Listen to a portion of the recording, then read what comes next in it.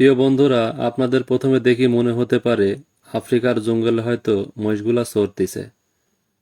কিন্তু সেরম কিছু না। এডি হচ্ছে মহিষের বাতান। এই জায়গাটা নাটোর জেলার লালপুর উপজেলার নর্থ বেঙ্গল সুগার মিলের আওতাভুক্ত মেল মাঠ। মাঠ থেকে কুশির সংগ্রহ করার পর জমি যখন খালি পড়ে থাকে তখন মহিষগুলা চরানি হয়।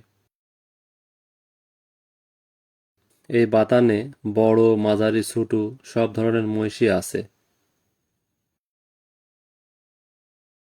এই মুরব্বি চাচা সহ কয়েকজন রাখাল এই মহিষগুলা দেখাশোনা করে, রক্ষণাবেক্ষণ করে। রাখাল চাচার তথ্য অনুযায়ী এই মহিষগুলার দাম 2 কোটি টাকারও বেশি হবে। এই মহিষের দুধের চা লালপুর পাওয়া যায়।